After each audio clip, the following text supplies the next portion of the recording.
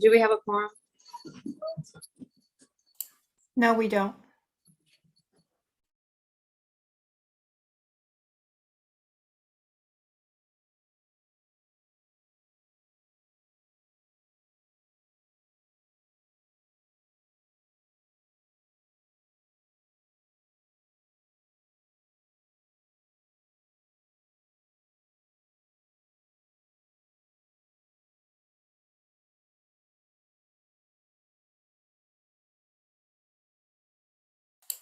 Now we do.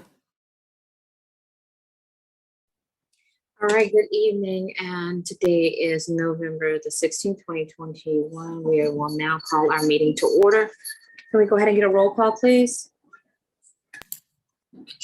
Member Dosty, Present. Member Downs, Sorry, I was muted. Here. Member Gary, Here. Member Hamady, Here. Member John is not here yet. Member Leong, Here. Member Locke, Present. Member Newton. He is here. Member Oliver. Great, thank you. Member Oliver doesn't appear to be here yet. Member Wong is not here yet. Member Wright. Here.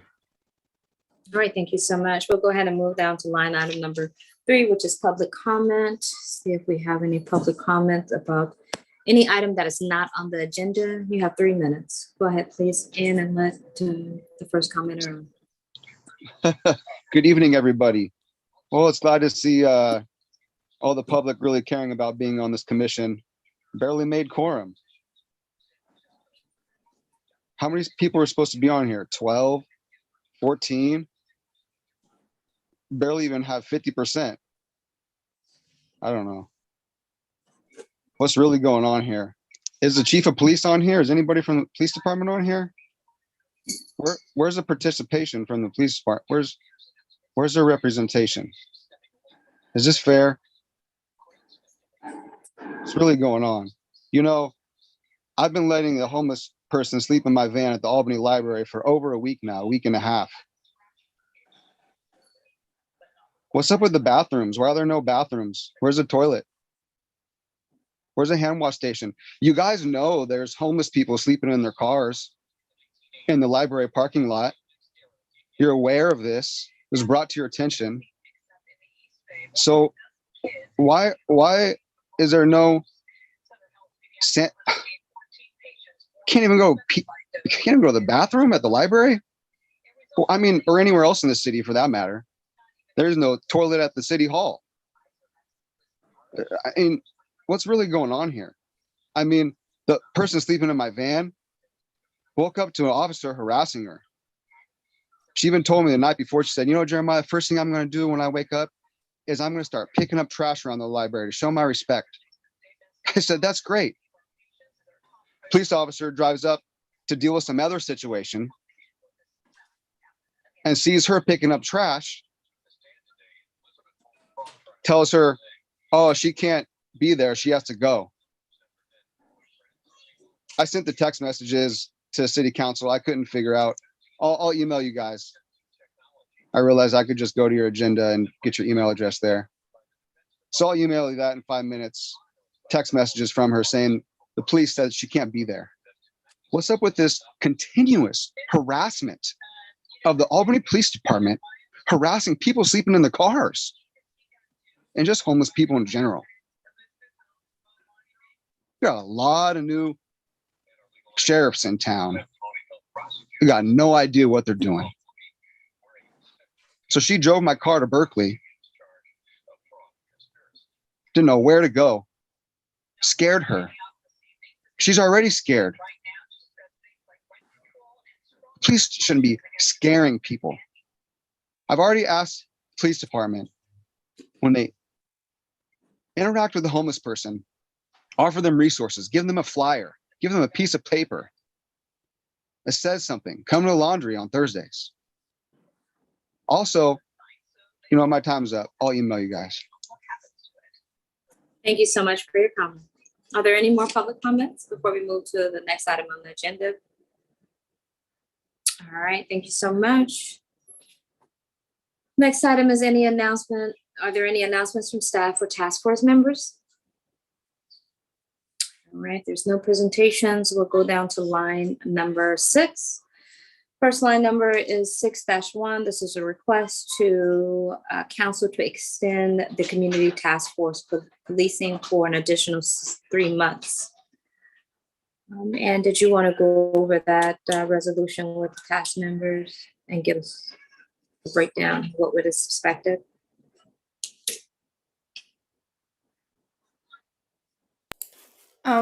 It's resolution 2020 sorry, thought I had it here in my packet. 2021-107. It's attached to the agenda.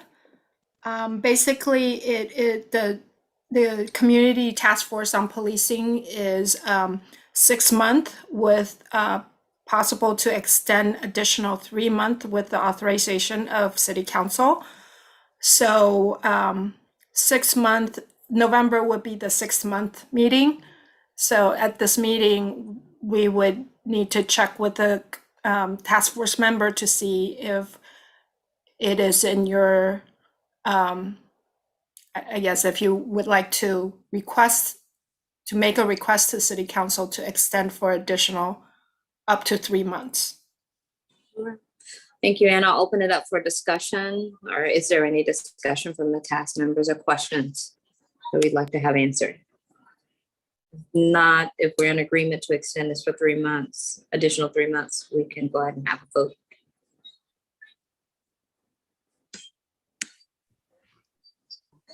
Mayor Go ahead, Gary, can I just ask procedure? So we are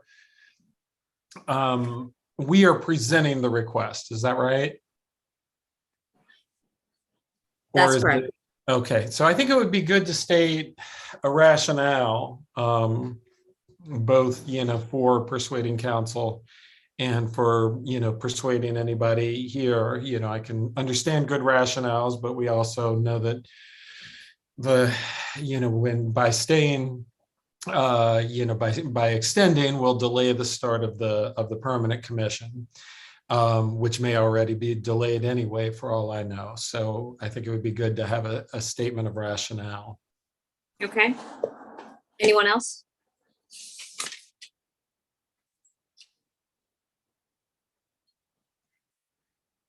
Okay, did anyone want to draft that statement and present it? I guess we can wordsmith it and send it over to, well, let me ask this, Andrew, does that statement need to be approved by all the task members, or can we just present the statement through a committee and No, you get it can, over? you can designate a few people to work on the statement. Okay. Do I have any volunteers?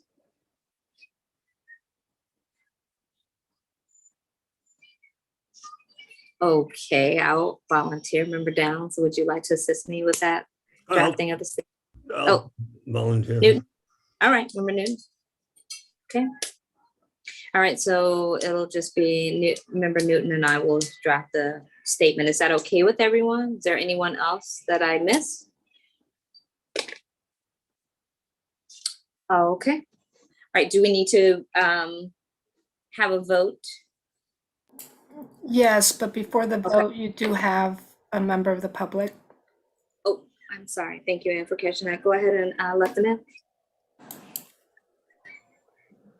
All right, good evening. I just think a good statement would be that we need to take charge and not delay this anymore. So we need to get people who are interested in coming to these meetings, especially if we're going to extend it for another 3 months. If we're going to do that, hopefully we're going to have a meeting and there's quorum. It's just delay. It's the holidays. Happy New Year. Delay. No taking action in the moment, putting it off to the next person, Can we just make a change every month? I'm just saying. But whatever you guys want to do, extend it for 3 months. It's just, something needs to happen. I don't know, a good statement, but we got to do something. I mean, throw a policy in there, create a policy about something, at least motion to start something. I know this new group is going to be around to be hopefully doing things, but we got to get people who are really interested. I mean, someone said any volunteers, and I saw no hands pop up. I mean, it took a few seconds for Newton to volunteer, but that's what this whole group is a volunteer group. So we need more volunteers. I want to volunteer. It doesn't seem like many people want to volunteer. I do. I was even on this commission. You guys kicked me off. Anyway, that's besides the subject. But a good statement would be that something needs to happen now. The time is now. Change needs to happen now. Thank you. Thank you for your comment. Is there any more public comment? Okay, I'll bring it back to the members. Any last minute responses, questions? If not, we'll go ahead and move to have a vote. Someone make a motion, please. Member Leon raised her hand. Oh, I'm sorry, I didn't see that. Thank you. Thank you. I think it's hard for me to vote right now because I'm curious what the Reimagine Public Safety is presenting and if they need more time. I think for us in the budget subcommittee, we have something we want to present. And if it were to be recommended to City Council, then I'm not sure we have any additional need for time to meet. So You bring a that's the valid reason why point. I'm hesitating on this vote. You bring a valid point. Is there, and I would like, can we move this item till after we hear from the Reimagine and the budget? Just put it in place of 6-3. We move it down. If everyone's in agreement with that until we hear from the groups or subcommittees. Yes? Okay, that'd be great. All right, so we'll move that item down. Thank you, Member Newton, for your participation and volunteering, and we'll go to item number 6.2, and we will hear from the subcommittee members regarding reimagining public safety.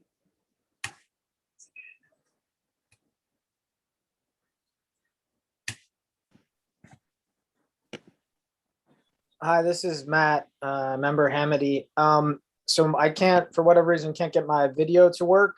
Okay. So I'm gonna send right now the updated version to Corey and Mayor Gary.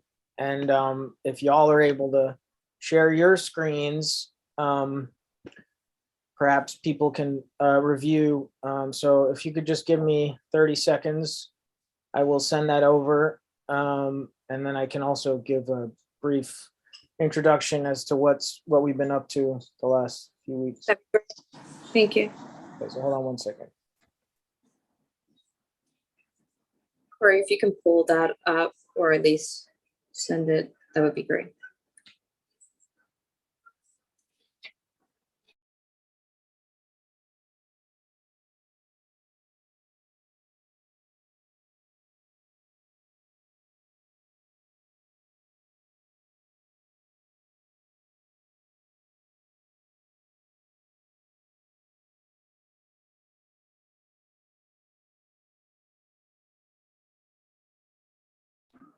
While we're waiting on member Hamady to send that over, I just want to thank all the members on the work that you've done. I know it's volunteer work. I know we've come a long way, and I want you to know that we appreciate your service. So just continue to remind yourselves why we are here, what we want to accomplish in order to increase visibility and unity in our city. So I know everyone is working, and it does take time and commitment. And for those who have taken the time to really dive in and commit to this work, I salute you because it is hard. trying to make sure that we're all on the same page and to make sure that thing makes sense, right? So I just encourage you just to know that you're appreciated. I appreciate you, and I would want us to continue to work together until the work is done and that we have something that we're proud of.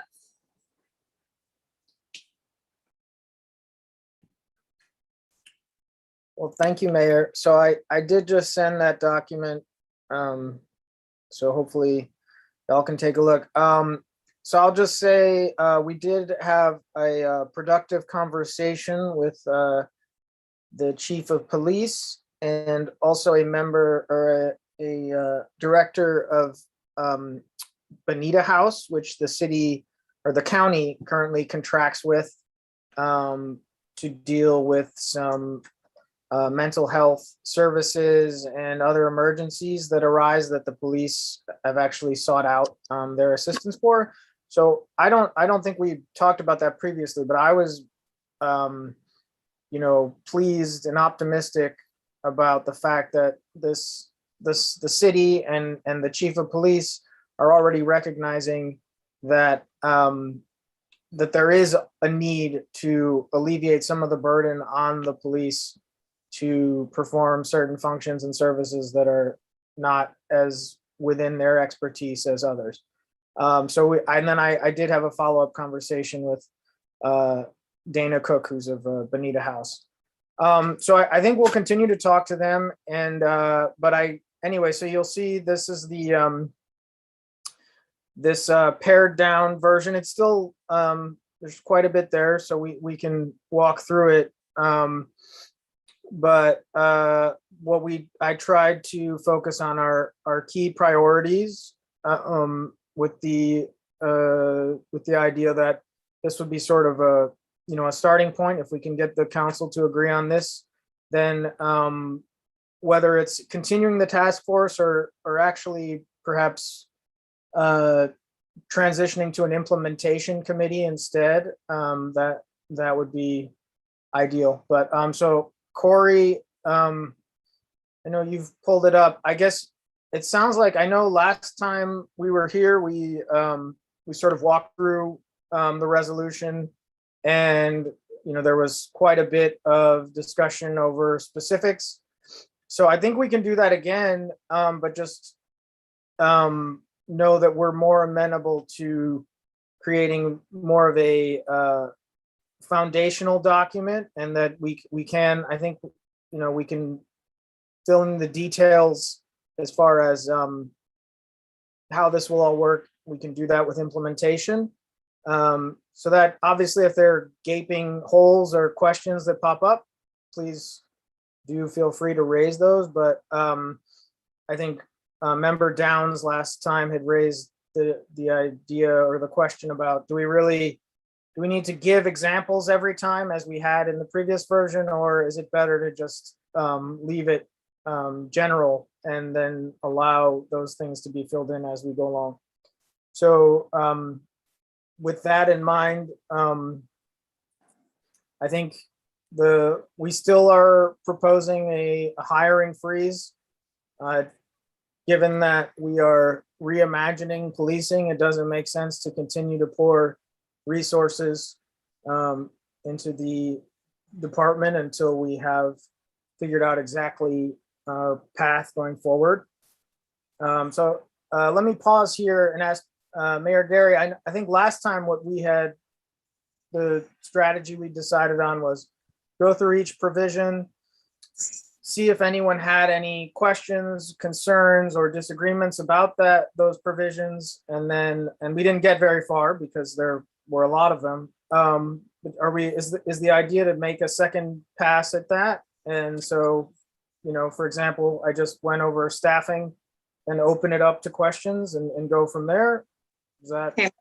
So first, if at all possible, can we blow this screen up, because I'm having a hard time reading the document before me. So if at all possible, if we can get some assistance from the city clerk, we need to send it to her and get the document blown up to full screen. First, I would like to ask the question, has everyone had the opportunity to review the document that was presented before them? And I can't see you. to get an account that everyone has viewed the document. I can just answer that if you're talking about this updated condensed version, no one has viewed it. No, I'm talking about the document that was presented Oh, to Okay, at our previous meeting. Did everyone have a chance to go through it, read it, and kind of add or pinpoint suggestions that need to be changed to the document before we start this conversation? I was able to review the one that was attached, but I'm not able on my screen to be able to read the one that is being shared. Okay. So if they have made changes that they want us to respond to, that's going to be quite difficult. And then if we're going through a prior one that they've already changed, that the committee has already changed, subcommittee's also already changed, that's also a challenge. I would say we need the one that we're Okay. going to respond to loaded ahead of time for us and for the public to respond to. I couldn't read any of what was shared right there, but I was able to read the prior one. so just so everyone knows, the new version is the same as the old, except it's several sections have been deleted. So it's just a pared down version of the previous version. But obviously, if you can't, if through Corey's screen you're not able to view it, then that's about it. We can't go forward if y'all can't see it. We can't. So can someone send that, Corey or member Hammy? Can you send that to Anne so she can upload it so we can review it? Sure, I'll do that now.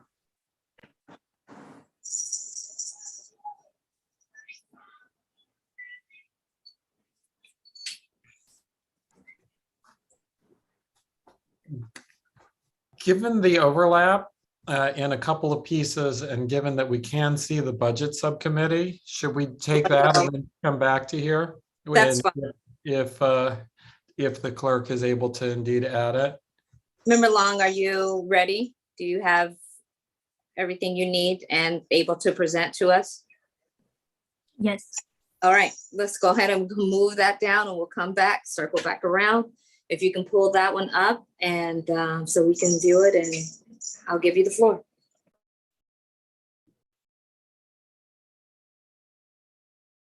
Okay. Can you see this without me putting this on Yes. invent mode? It looks good. It looks good. All right.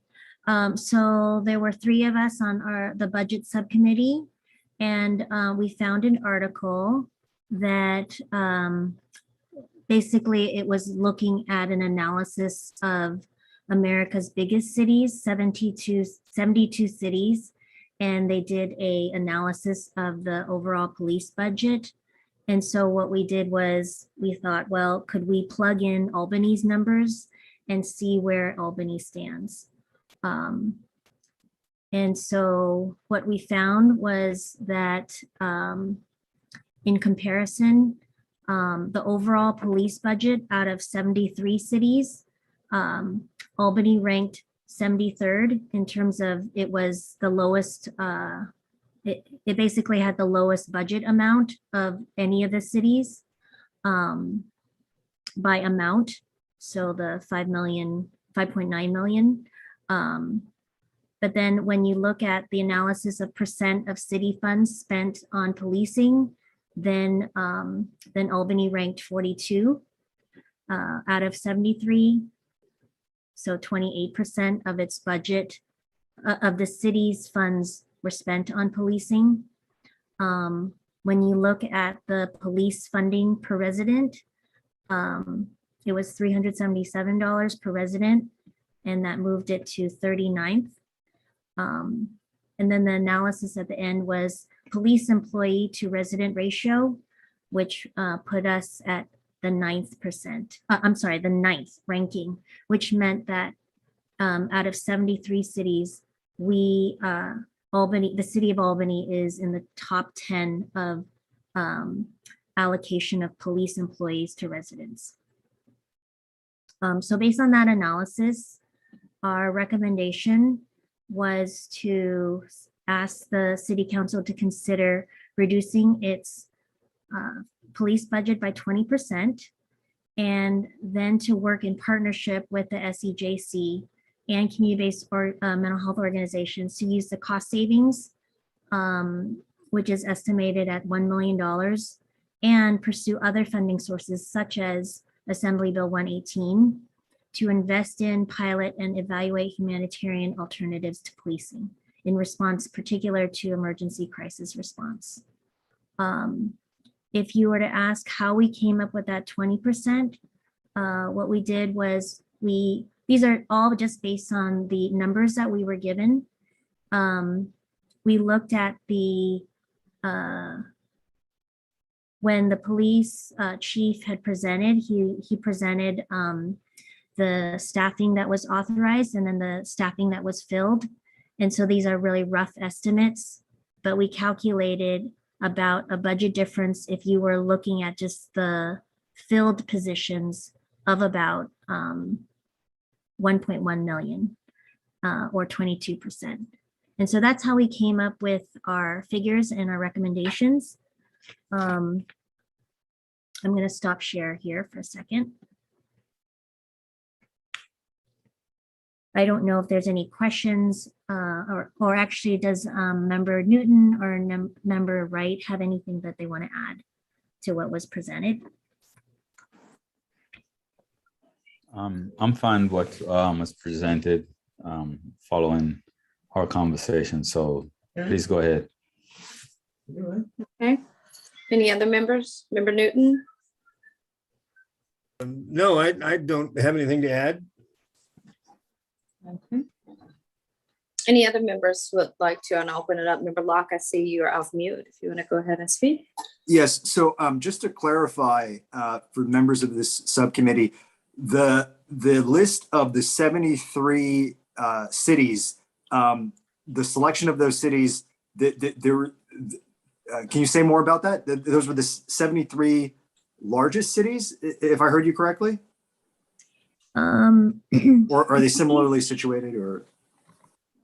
The cities were, it was based on an article, so I did not choose those other cities. It was just in, the article talked about the largest cities with the largest police budgets. And so those were the top 72, and we just added the city of Albany to the end and tried to figure out where does the city of Albany rank. Okay, and that helps contextualize some of that data. Thank you. Okay. Any other members? Go ahead, Member Downs. And then I think that, because I know it always comes up when it comes in council, do you know, does the figure for the budgeted amount deal with the revenue the city receives from Kensington? Because I know that ends up counted, a question that always comes up of whether people are comparing what we're actually spending of our tax revenue versus which part. And I don't know the exact number of how much that is. Yeah, so 150,000 was taken out. I did send figures, but I also added as the attachments the exact Excel spreadsheets. And so I've been waiting for Heather to confirm the numbers. So to the best of our knowledge, the number you're using reflects the amount after taking out the Kensington Yes. payment. Is that right? So the And amount takes out the 150,000 from Kensington. And so the rankings you show of our expenditures relative to others are our rankings of our expenditures of Albany tax funds, not of exclusive of that. That's very helpful. And I would, once you get confirmation, when you develop your documents for the council, I would emphasize that, because I imagine that'll be and it makes your case all the more compelling. Yes. Okay. Anyone else? Member Hamady? I'm sorry. Go ahead. Yeah, so could you just, I'm sorry, can you explain again how you arrived at the 20% reduction number? Sure. There was a document that someone gave us, and I think it was the chief of police. And he presented that as of the end of last year, there were a number of filled positions versus the number of authorized positions. And so the difference between those was, let's see, I'm just gonna look at my notes here. The filled positions was 28.8 FTEs, full-time equivalents, as opposed to what was authorized, which was 37.8 FTEs. If you want, I can just share that document again.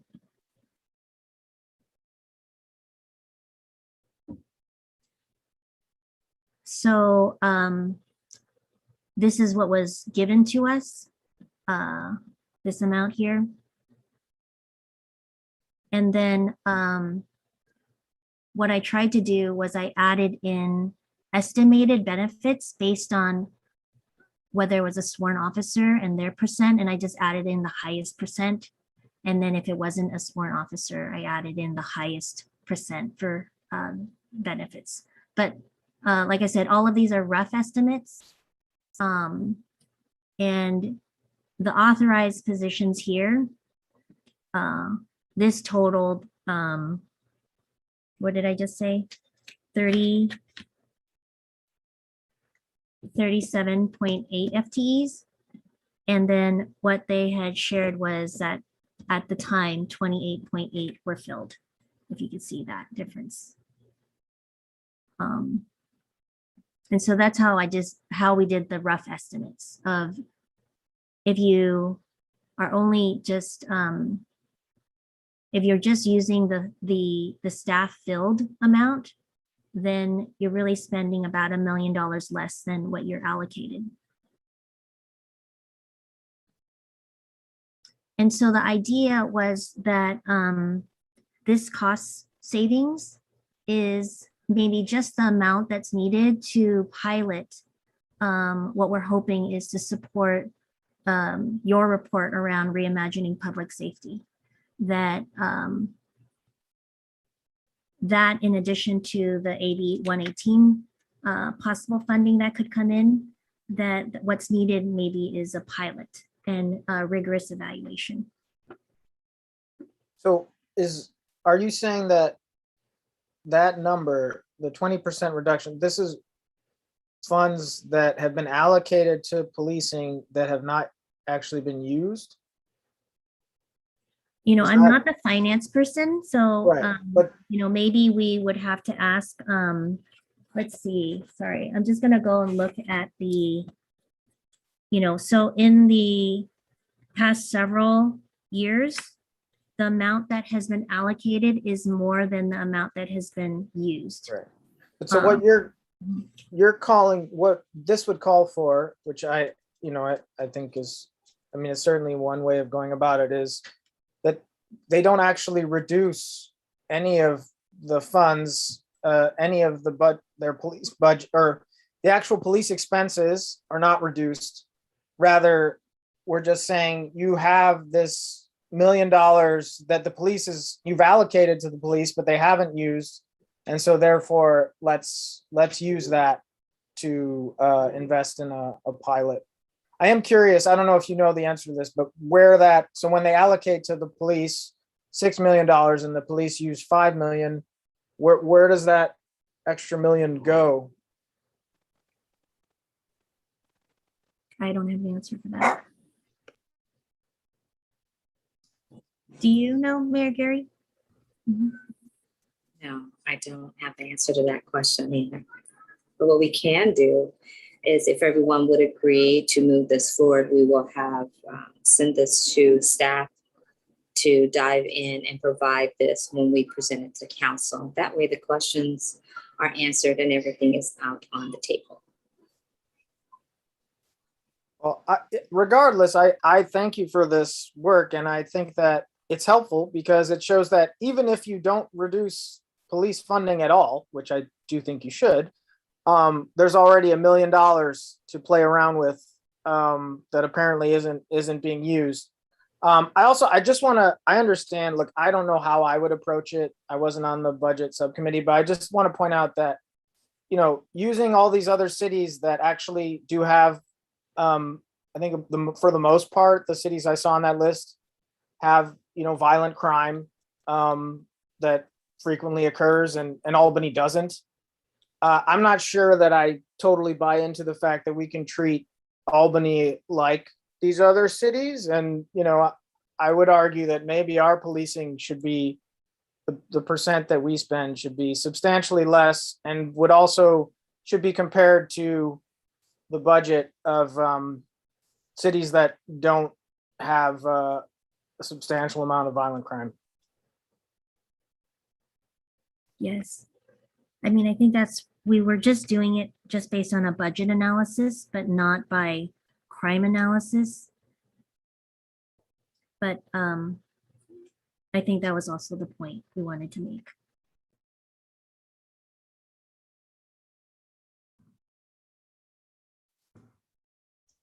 Mayor Gary, you're on mute.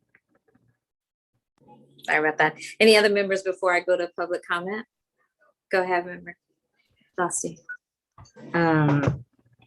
So were there any other factors into your budget analysis? Was there anything about the SWAT unit, about reducing, changing, removing services, about unnecessary things that they do, about policy changes in that respect, about their expenditures on vehicles, on military equipment, all of those sorts of things? I understand that was probably hard to get any info on to do an analysis on, but it sounds like it was just about the personnel. Is that correct? I plugged in just the numbers that we had, so I don't know the nuances. And so if, I mean, ideally, we would have confirmation from the finance administrator to look at how does this really compare with, the figures that she would provide. Did you guys have that conversation outside of us?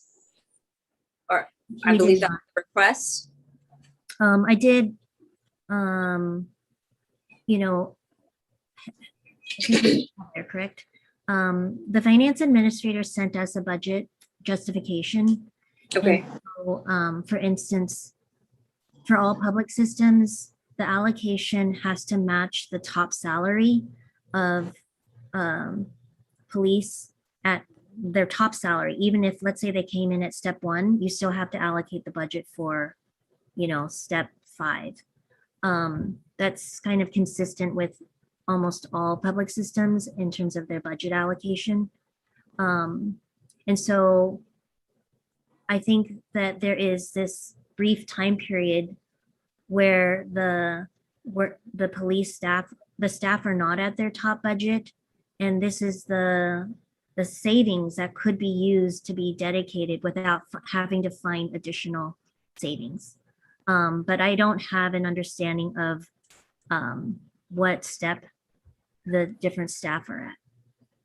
When you did your analysis as a subcommittee and when questions came up, were you able to submit those to staff and get some of the information to better explain to us as far as the numbers?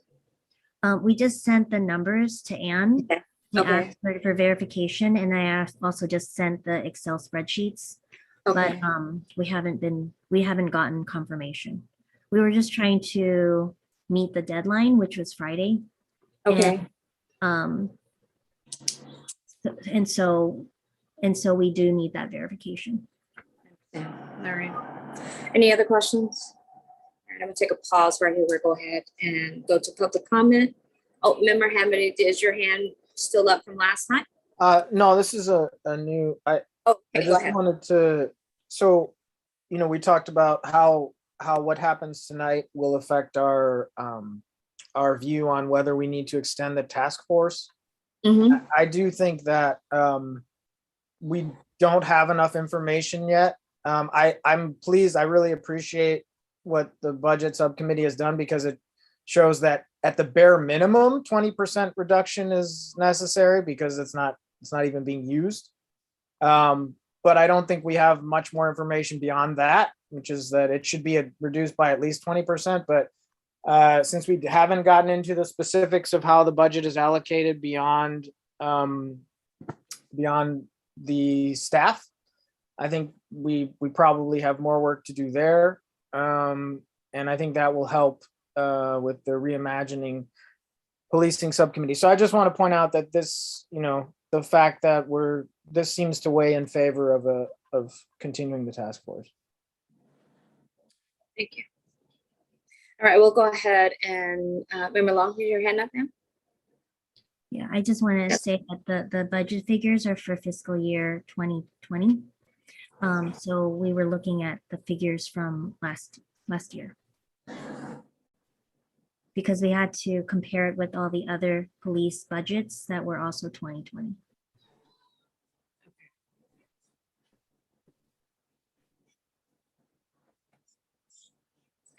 All right, we'll go ahead and let public comment and go ahead, please.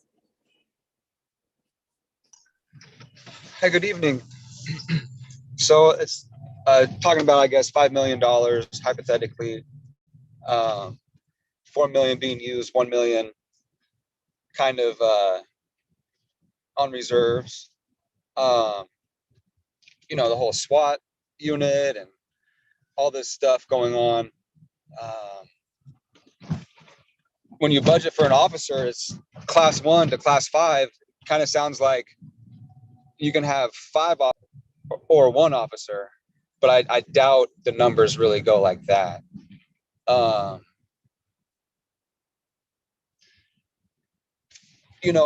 was wondering if regarding, money and all this stuff for the police department, if there was any federal, funds and state funds, and county funds for that. Like who from on the police department is a mental health coordinator, or the mental health sergeant or mental health lieutenant. Like every shift, the money could be going to someone that's specially trained, or team up with the fire department. The EMTs were more medically trained. But something's we got to have police interactions with homeless people that are trained. So some of this money's got to go toward mental health training, because every officer pretty much encounters a mentally ill person, all the time. I mean, that would just be my guess. I mean, officers are dealing with some pretty intense situations, and these people typically, aren't in the right mind. They could be under the influence of, alcohol or even tobacco. They could be even chewing tobacco and, feeling lightheaded. I don't know what's going on, but there's all this money and it should be used in the right way. And that's what money's for. So we need to get money spent with honest, good people that want to do it not for the money, but because they care about it. That's all I got.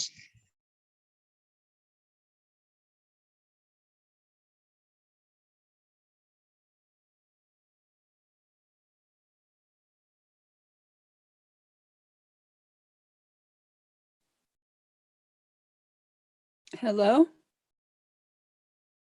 Hello? Hi, we can hear you. Yeah.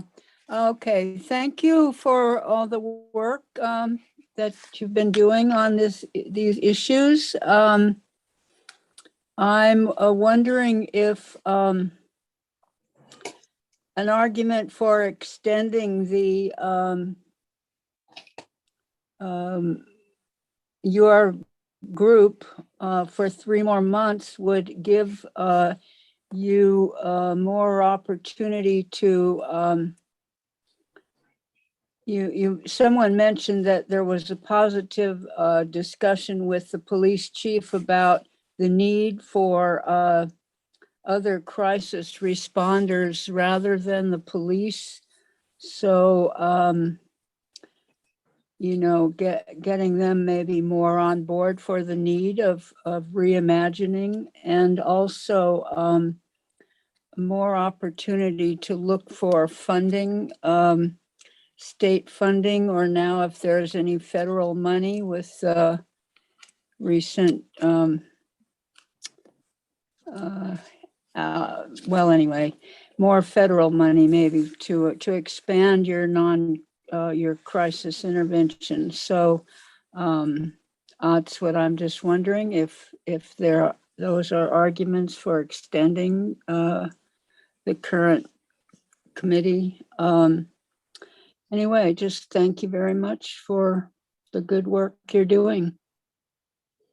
Thank you for your comment.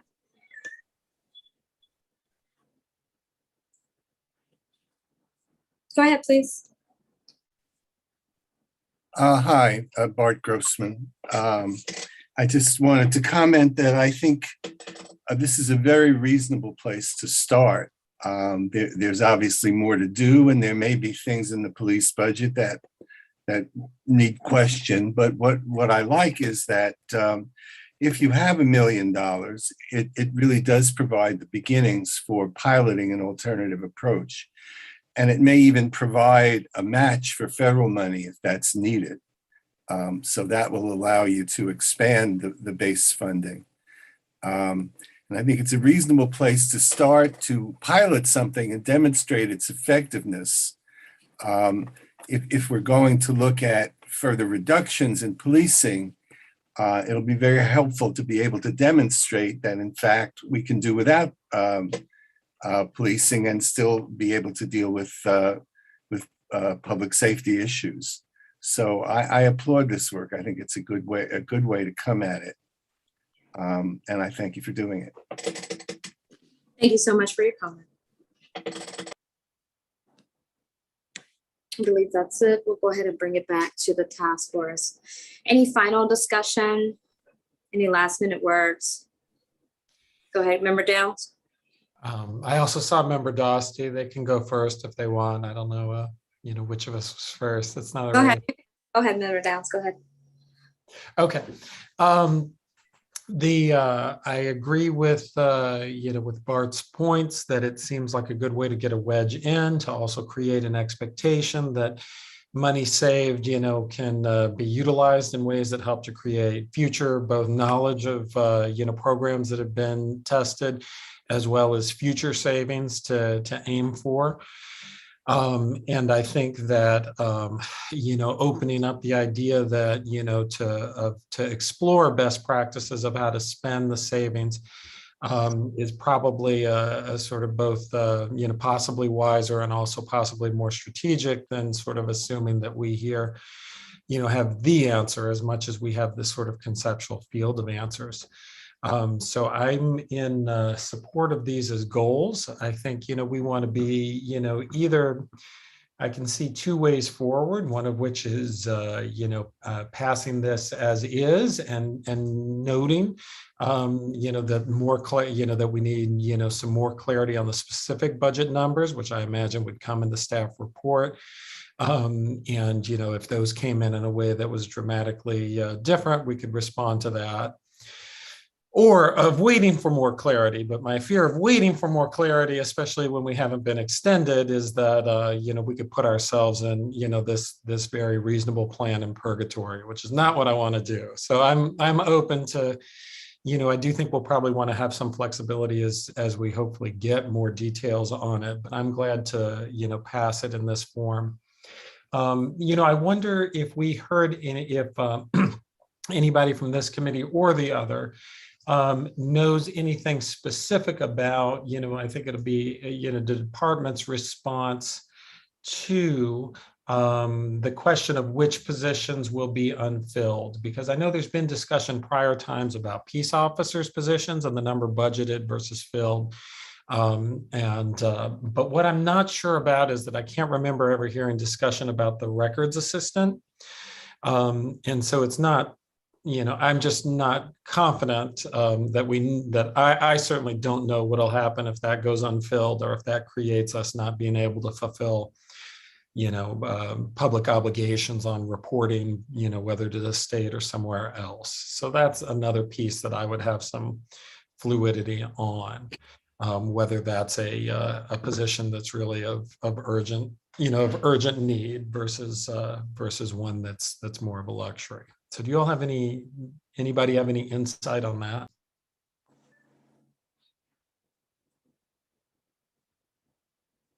Not at this time, Member Downs, but thank you for bringing that out. Member Dawson, were you wanting to speak? Yeah, I think this is the bare minimum and I'm disappointed. And I don't hear that being voiced, so I am going to lead with that.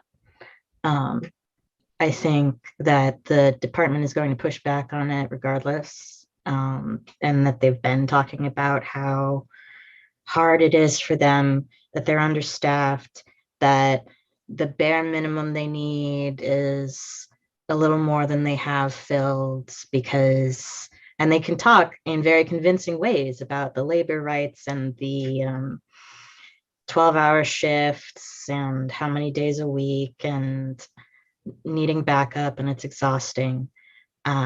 And so I'm not convinced that this is the strongest approach to look specifically only at employees and say, well, because these haven't been filled, even though you've been trying to, because the chief has been putting out there repeatedly at every freaking council mission where this meeting where this comes up that no, but we do need them filled, and that's going to be in the council members' heads.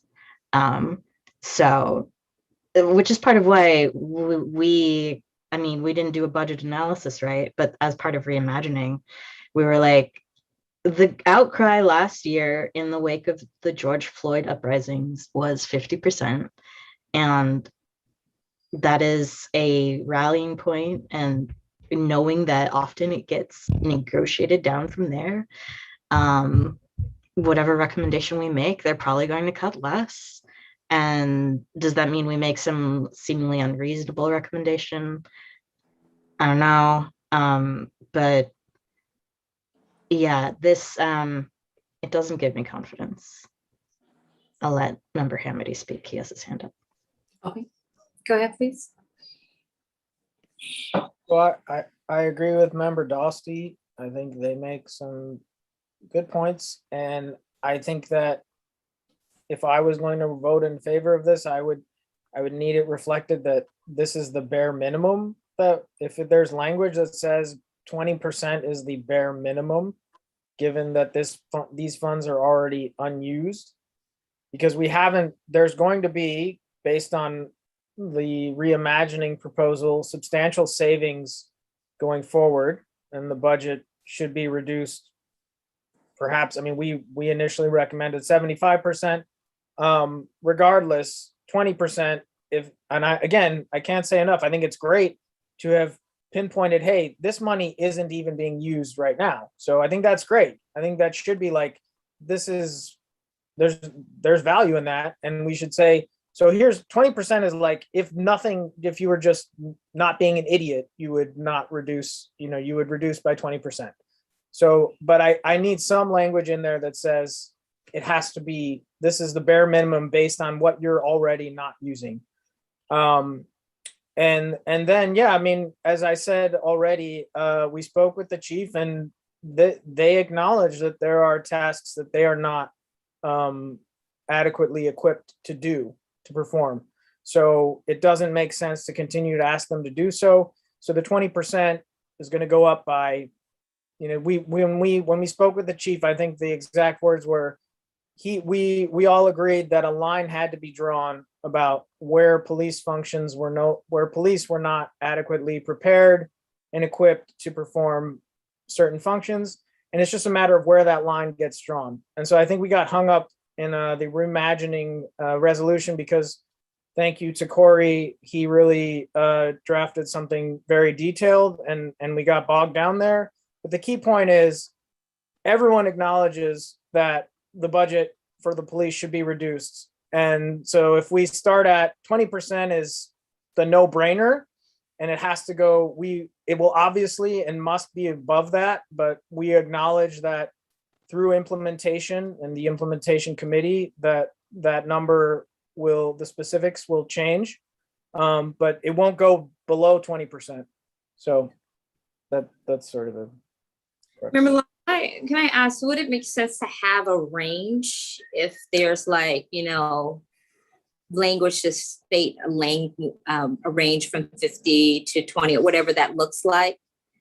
That way, that gives more room to to maneuver. And I applaud you all for the work that you've done. I know oftentimes when you don't have all the data or the resources or even cooperation to get the work done, it makes it difficult. I totally get it and I understand it.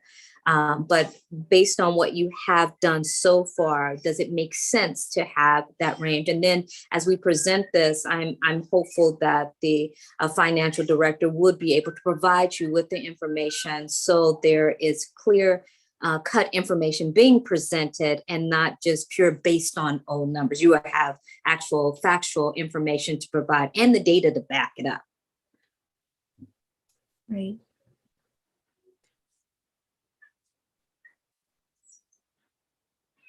I mean, I'm happy for us to look at the memo together and actually even do track changes if you want.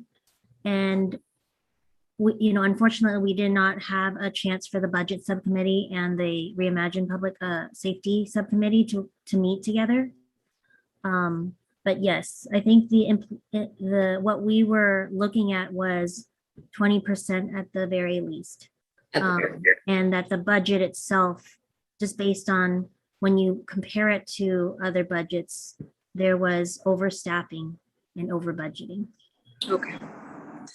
We were So focusing not from a, cost savings and reimagine public safety. Like we weren't looking at budget based on that. We were just looking at it from, if you're just looking from a rational fiscal management point of view, the point is that Albany overspends. And that in itself should be a rationale for consideration for reducing the budget. Okay. Would people want to look at the memo together? And I think so. If you can have it, share the screen, and then if there's some language that we can just craft briefly to reflect what would make sense for us to present to the council, I think that would help.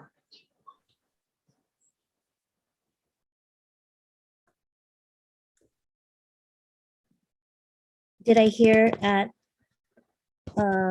bare minimum? Yeah, and I can't see you guys, so just jump in because I can't see hands being raised. I feel like I saw Member Newton waving a minute or two ago, but I don't know if that was in response to this. Go ahead, Member Newton. Well, I agree with Member Dosty that the police department, the chief, will laugh at this. I mean, he'll present enough evidence, his numbers, to justify hiring more of everybody. I don't know, should we delay this memo until we can get more specifics about other police department expenses, like the SWAT team and the other things that all the overtime. And I mean, I don't really trust the numbers that we get from them. And I just know that they're laughing at, or not they, I don't know, I think there are people who see 20% as they'd be able to justify that quickly. Oh, no, we can't possibly. So I guess my point is that I would make it clear that 20% is the bare minimum, the lowest that would go, and that's all. Okay, thank you. Anyone else? I just want to say this is about the staff, and I know it's been brought up about the SWAT team and other stuff. When you look at the budget, you're going to look at equipment separate, all the other supporting tools that the police officer use, whether it's buying guns or buying bullets or whatever. And we didn't get that overall big picture. We didn't get all of that information. So if what we're looking at is a staffing budget, and right now what we're saying is, starting at the bare minimum, you need to start with your staff is 20. We're asking you to reduce your budget for staffing 20%. From there, we can look at all the other things that support. So for instance, if you're cutting your staff by 20%, it's not a place we didn't go 50% where there's a fight. We're saying 20%. They can do a pushback, but we're also at a space where we're quite reasonable. From there, you can ask about what are the other support? Do we need 20% less dispatch, 20% less vehicle, 20% less X. And over time, you will see that it eats away at this bloated culture of every police chief want to say, well, I went to Albany and I increased the police force by 30%. So I'm going to move on to the next city. And I went to this Houston and I increased it by 40%, regardless of how the city budget is. And I think that's what we're trying to point out. In the scope of looking at our staffing budget only, we're saying, here's how you rank in the large city. We can go back and look at and do more analysis of smaller city in comparison to Albany, and then that'll give us a base. But even with a large city, you can see that Albany is overstaffed. And so when the police chief comes and says, well, we don't have enough staff, the problem then is, are you allocating your resources properly? That's a question we need to ask.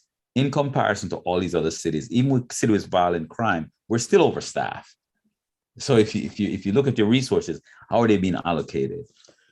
And I think that's something we need to just keep in mind, that this budget that was presented is based on personnel only. And then behind that, if we have time, we can go deeper into what else makes up this budget that we can actually look at. So if he's going to push back, if any chief is going to push back, we can say, here's our starting point. You know, you have all these other support. And if he's saying, well, we can't cut back on this 20%, then maybe if you can justify the additional vehicle that you use, justify the additional X, Y, and Z along the line. I think that's the way we should approach it.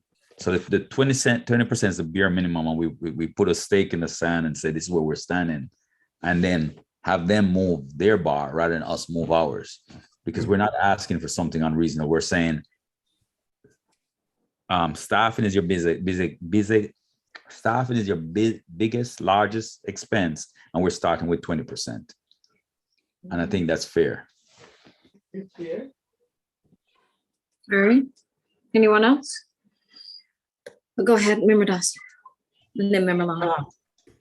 Thank you all for that. That makes me feel a lot more comfortable. And I think that isn't integrated into the memo as it is. I'm not entirely sure how to wordsmith that, but the stuff about it being specifically about staffing, the bare minimum, which we have added, yay.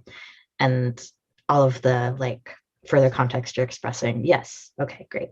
And I think, I know I've heard the chief talk about how, well, even no matter how small your city is, you have to have enough people on staff to have shifts that are reasonable lengths and you won't get too tired. And I feel like that's where there's going to be the pushback, especially around staffing and cutting staffing.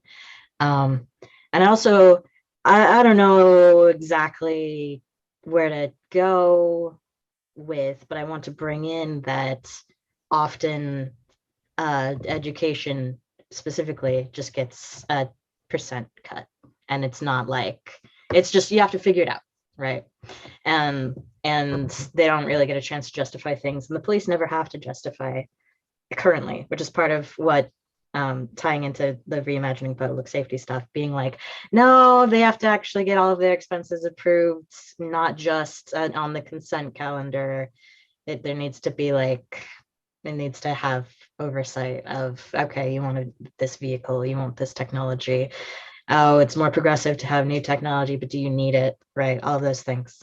So yeah, I think I support it being 20% of just with staffing and then more to follow. But I also wonder about, sometimes you can just say, well, this amount, and then you figure out where it comes from. If you want to keep your staffing that badly, take it from somewhere else. So I'm curious about that. Yeah. Okay, thank you. Member Long, then Member Wright, and then we can go ahead and wrap this section up if you'd like to approve it. You know, my understanding in terms of the process is that even if, let's say, we decide as a group that we want to ask the city council to extend, the city council would have to actually approve the extension of this group. And so I worry that we don't pass something and have at least the language for it And so what I would say is if there's a way that we can approve, you know, I'm asking the group, is there a way to look at it, make the edits that make you feel comfortable?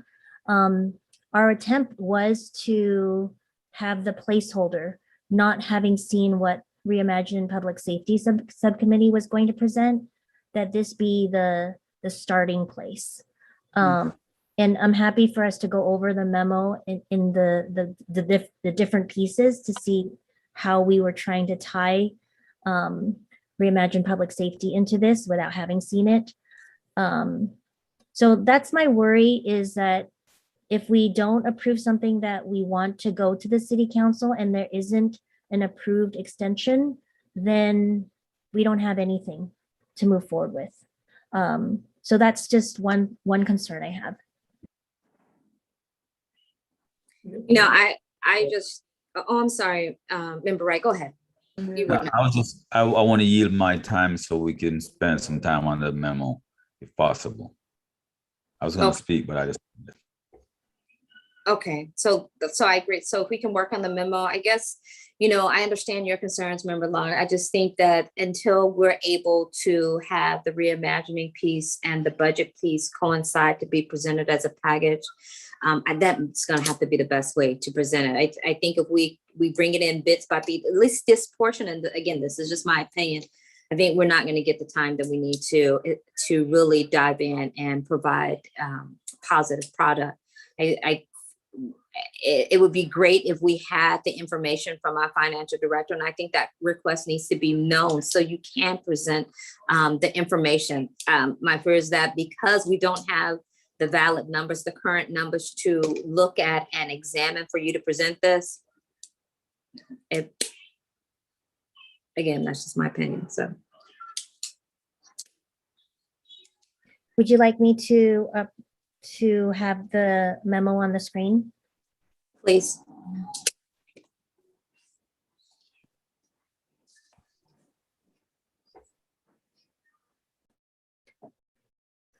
Okay, so the recommendation we did include in the presentation earlier, that it was a two-parter. And then if there's nothing to add here, I was going to move to the next section, background. And I apologize. I also just, all of you disappeared. So if you need me to stop, just please verbally say something to me. We focused on the background on mainly what we did, which was, you know, this is the charge of the Community Task Force on Policing, that the core functions of the city of Albany are around public safety, governmental transparency, and financial accountability. And then the analysis, what it showed in comparison to 73 cities. It showed overstaffing and a history of over budgeting for approved yet unfilled positions. I'm just moving to this next section on discussion and analysis. This just goes into detail of what was presented. And then even the filled versus authorized positions. And then here under pros and cons is what we were trying to at least add in a section here for Reimagine Public Safety, that mainly across the nation, I think all cities are trying to answer how to advance equity and grapple with how to respond to emergency crisis response without just using police. And this resolution is about using budget savings, but to also acknowledge that the complex problems around the unhoused, mental health, these need to be dealt with in a humanitarian way. I think our con was, you know, if you really want to do this, the city council is going to have to make a commitment to not take the traditional route. And the traditional route, we think, is really considered an excessive use of force. And that if you want to consider the least amount of force when possible, then this idea of reimagine public safety and piloting innovative best practices that are also public health issues is really the way to go.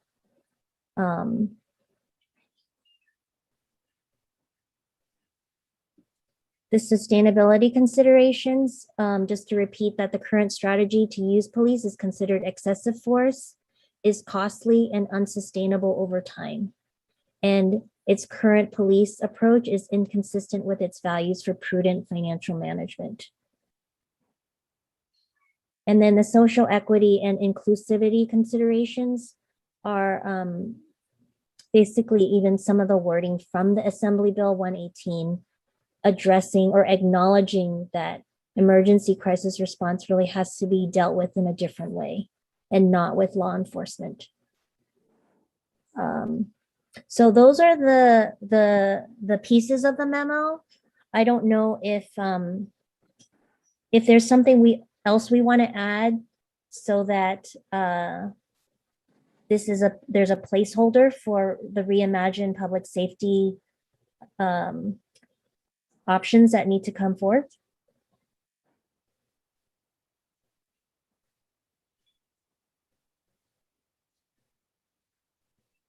Could you, oh, it just pixelated on my screen. Oh, yeah, mine too.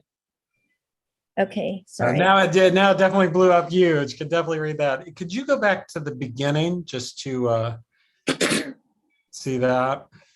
Oops, okay, here.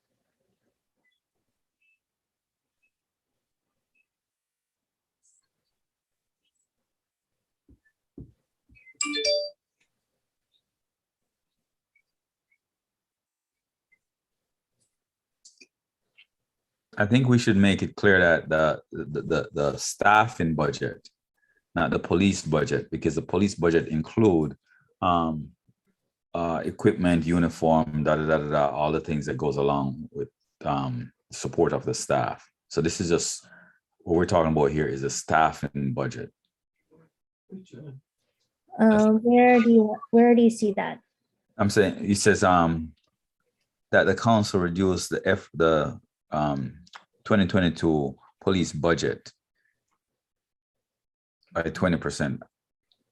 If it's based on our information that we have, we base our information on the staff and information that was provided by us.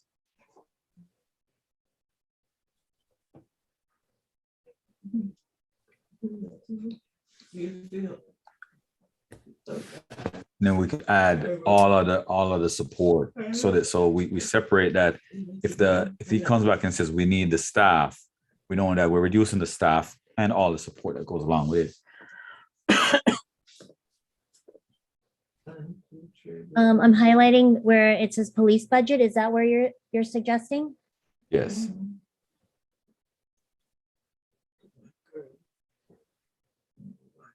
Do you want me to add staffing here?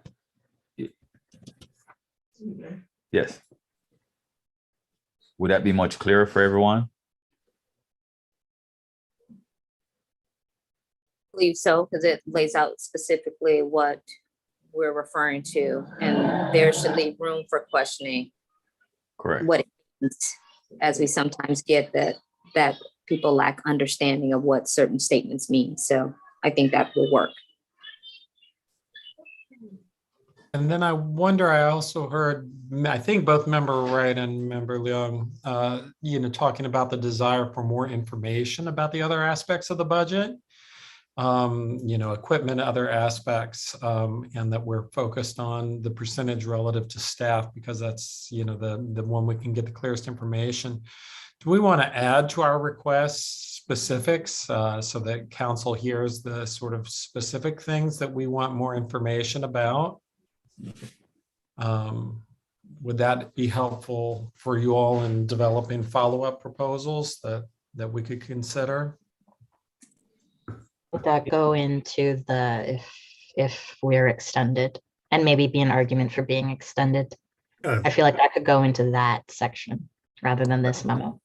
That could, because then that way we could presumably ask if, when we need more information from the financial director, to have that ability to have them come on this task force and speak.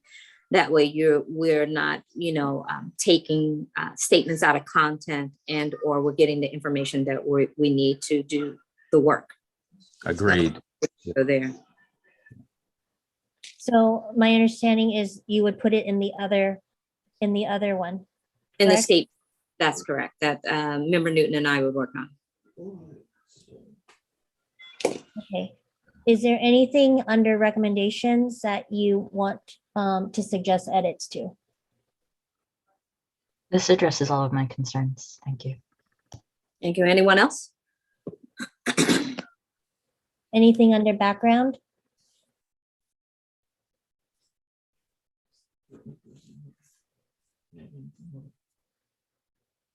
And then anything under discussion and analysis?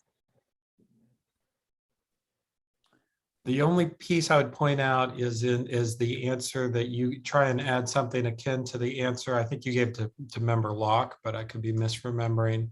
I imagine there'll be an immediate question about which cities, and to indicate that you didn't pick them, right? Like you didn't handpick 72 to make Albany look bad, but you took a existing set of record groups and compared its numbers to those.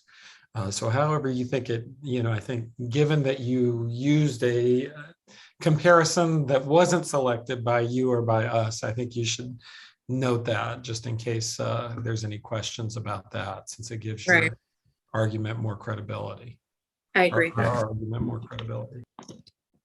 And just to make it consistent, throughout the memo, we should put down where it says the City of Albany budget. We should make sure it's clear that we're talking about staff and budget, because that's what we have. That's the information that we have. Okay, sorry. So I just added, I can't remember what the article is called, but it is included, and also the Excel spreadsheet was included in the attachment. But I will add the reference to the article. And then Member Wright, tell me what line just to look at and Okay, this where is you need to add.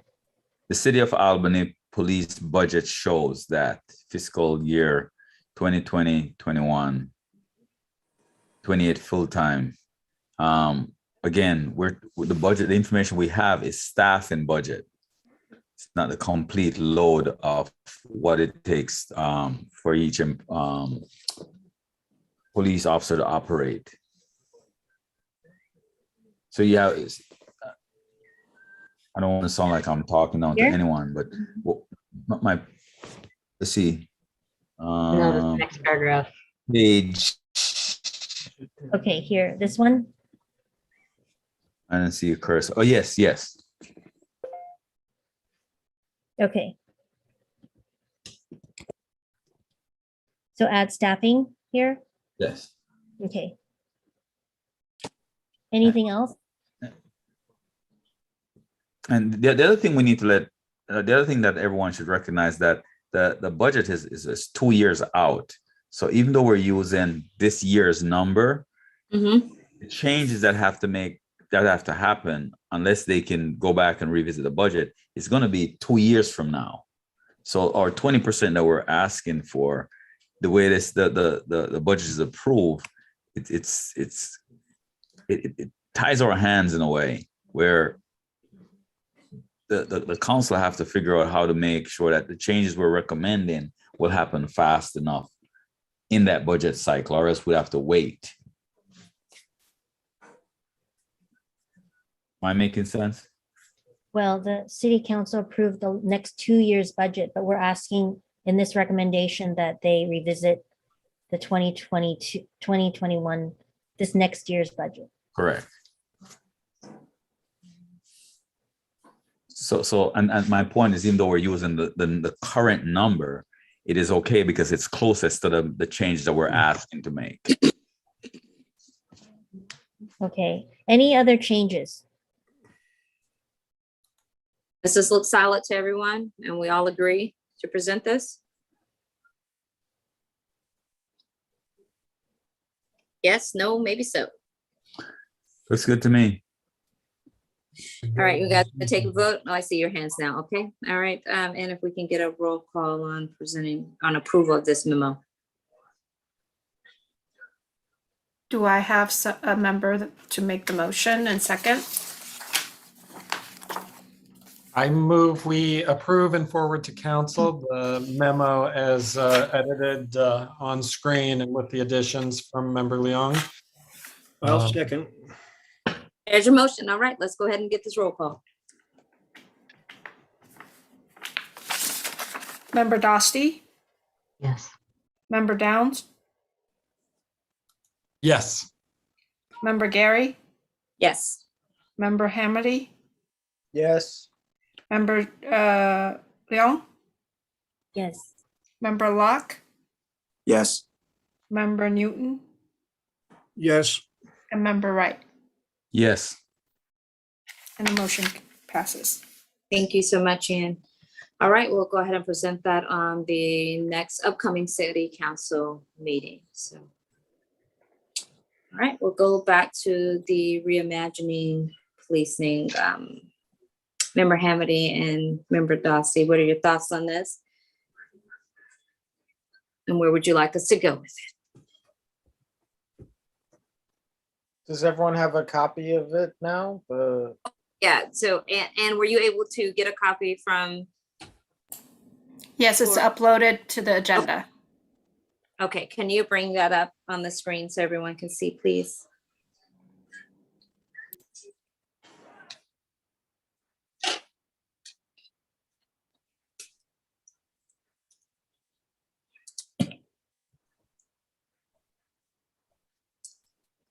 Thank you. All right. Sorry, that's the wrong document. In a Okay, moment. we'll wait on, that's fine.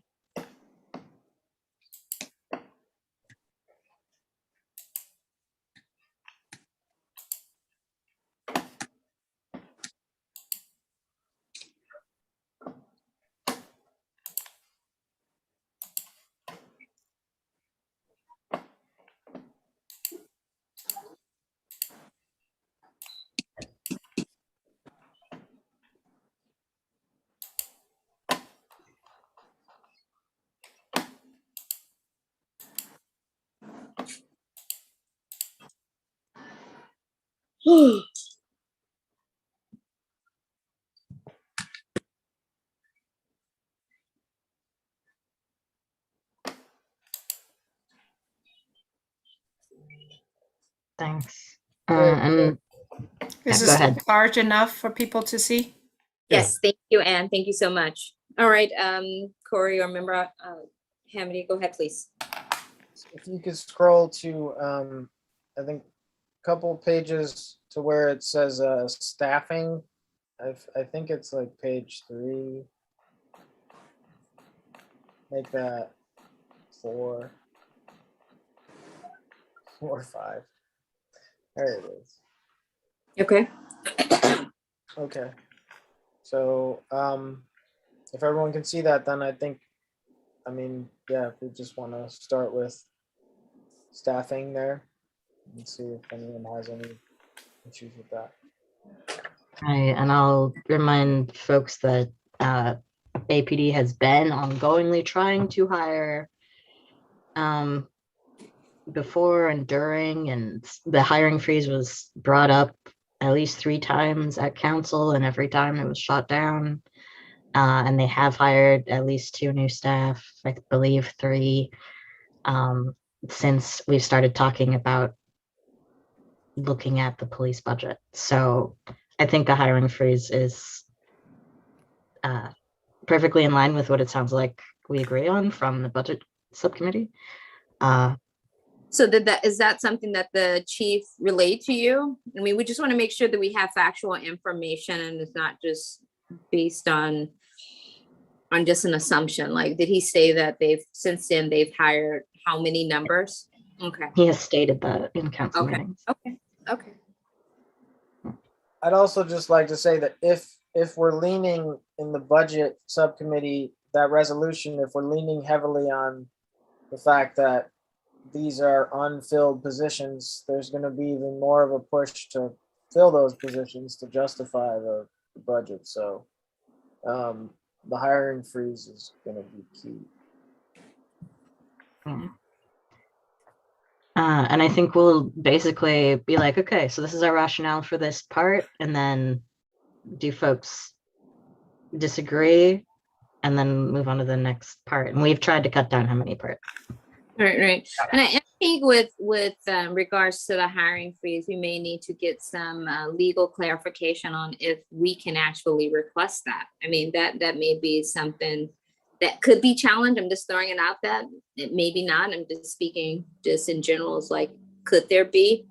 And if so, what would that look like, or how we would have to frame it in a way that doesn't violate anything that has been agreed to within their contract. Well, we also are asking to renegotiate that contract, so there is that. Okay. And from my understanding of reading through the contract, the MOU, there is no staffing floor in that contract. Go ahead. Anyone has any questions or want to chime in on this section?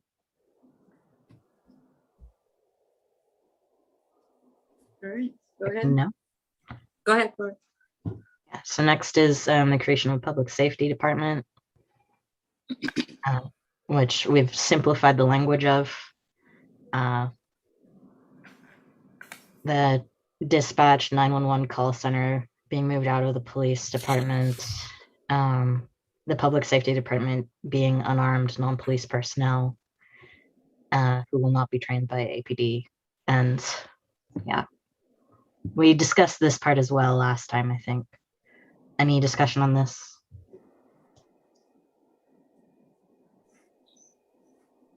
So what would be the option? Like, should we put that like recommendation there? Or are you going to put that later on in the memo? I think before diving into the resolution, there'll be a memo with the recommendations, and then the memo should reflect the resolution with the recommendations we've listed.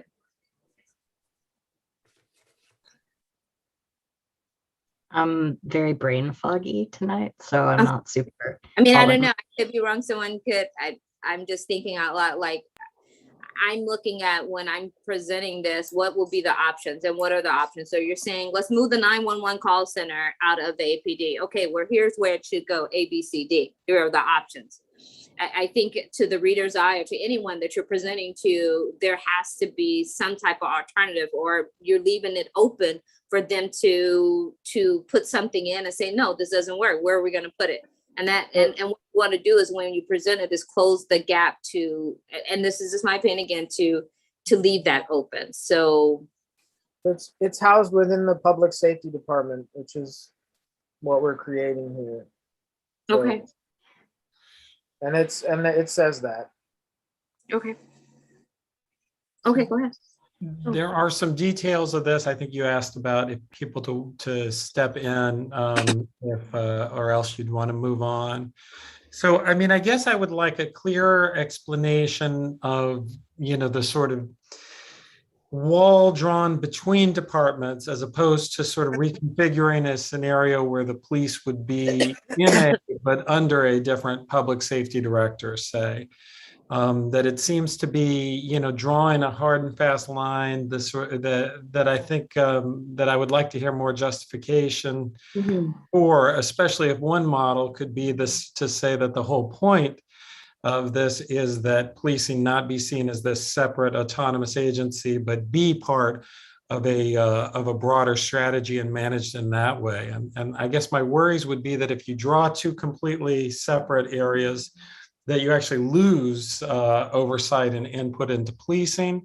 And then I worry about some of the details. I know that, that I learned a couple of weeks ago that the question that's been pressed within the, their effort at reimagining is developing the system by which the people doing mental health checks can seek and request that to have people with them. This seems to be something that we imagine, as never surfacing. And I guess I would want to know more why not the Berkeley Police Department, but my understanding is that the committee looking into it has been working to develop that policy and what they base that on and why we would make a different assumption. That seems to be that there would never need to be accompaniment or never need to be training. So I guess I'm trying to understand. Seems like that the prime goal of this is to draw a hard wall in which contact never happens. And I can understand part of the motivation for that, but it also seems to run the risk of creating a police department operating totally independently, which seems to undermine some of our other goals and to also run some risk of the goal of writing that linguistically down, creating some barriers that we may not be able to actually follow through on. Thank you, Member Downs. Any other comments? Member- I can respond. So right now there is no oversight over the police, and thanks to Member Downs and others, we're hoping to have oversight. But all this doesn't isolate the police any more than they already are. What this allows for is a public safety department that actually determines, independent of the police, whether police are necessary. So when we spoke with Bonita House, the way it works right now is there's a police dispatch that's within the police, and they decide whether the police are necessary. And more often than not, even when Bonita House, when crisis response teams are called for, the police are also called. So imagine you are having a crisis, some kind of panic attack or otherwise, you're going to get Bonita House, which is great, but you're also going to get an officer with a gun. So the idea here is to have some kind of clinical expert who persons the emergency line, and then they determine whether or not police are called for. So this isn't we're always going to have that. Sure, in order to prevent police from having authority and having the discretion to determine when they will insert themselves into a situation, there will be some degree of drawing a line. But as it stands, if you the purpose here is to simply say, before we even get to police, where we have an incoming call, we need someone who's impartial to determine what service is best suited to help this person and help the community. So I don't think of it as isolation so much as impartiality and expertise. All right, thank you, Member Hamady. Member Locke, your hands up. So yes, just to again echo some of the sentiments that were already expressed here, I would like to put out a caution of relying too much on an approach that unnecessarily silos these two functions of public safety rather than integrating them into one.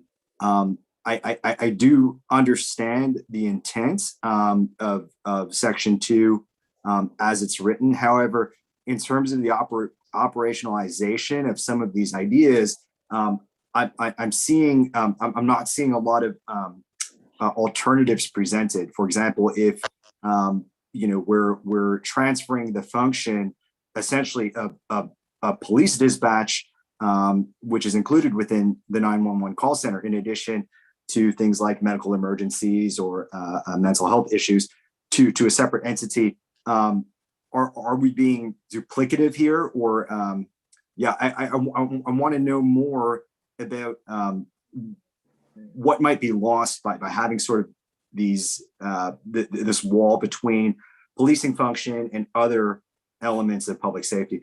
Additionally, and this is a question for the subcommittee, has there been any thought towards what might some of the liabilities be if this were implemented, in terms of having the determination, who makes the determination of whether or not the appropriate response is sworn law enforcement or some of these other public safety personnel. Thank you, Member Long.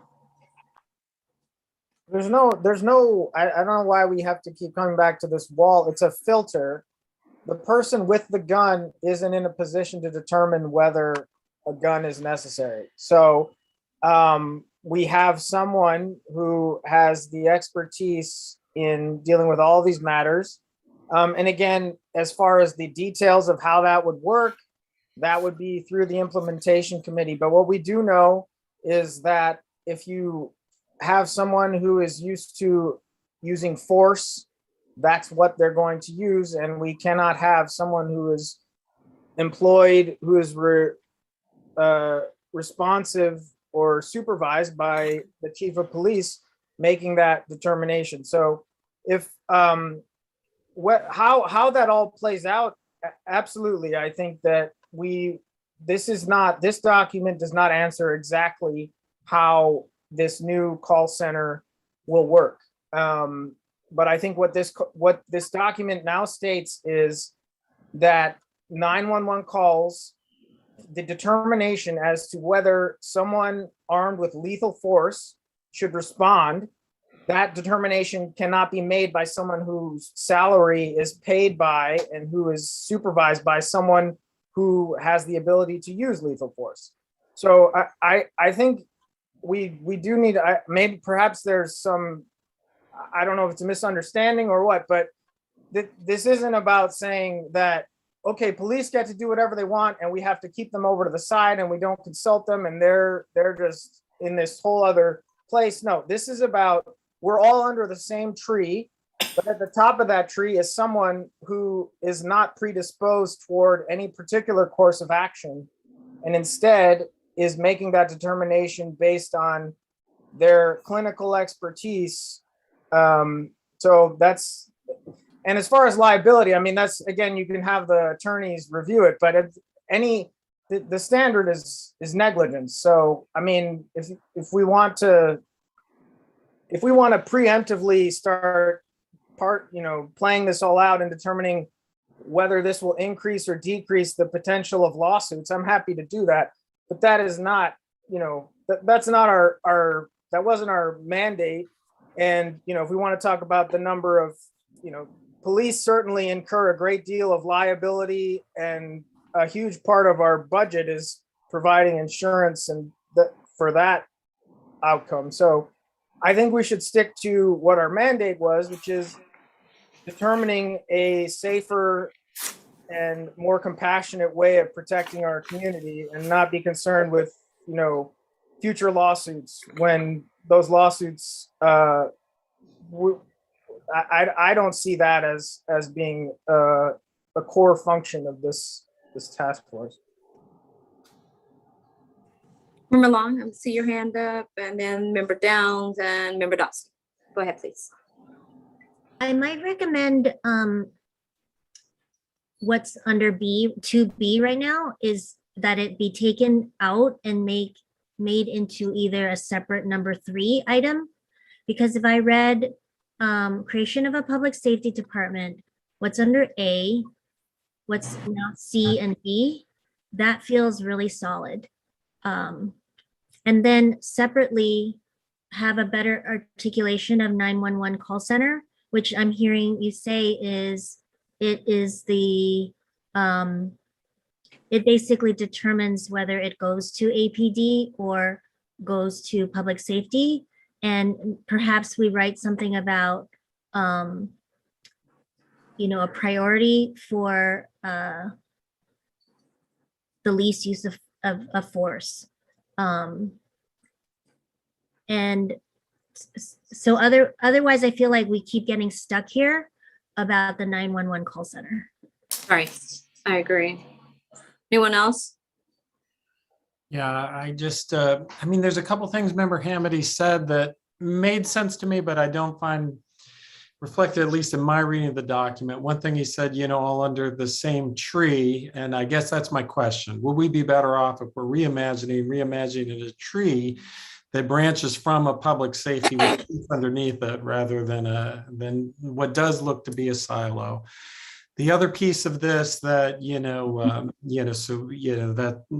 that's one piece. The other piece is about, I don't remember the exact wording on this, but it was something closer toward the idea that we shouldn't take this as a blueprint, but some pieces of some pieces of this are written explicitly to minimize flexibility, which might be right, but then we should say it doesn't read as a statement of principles. If we say shall not be trained rather than when possible, or, what we're saying is, if that is, read literally, is that there's never training of public safety department staff on any issue by police, including, and that just seems to me to set a model, not of a set of principles, but of some hard and fast rules.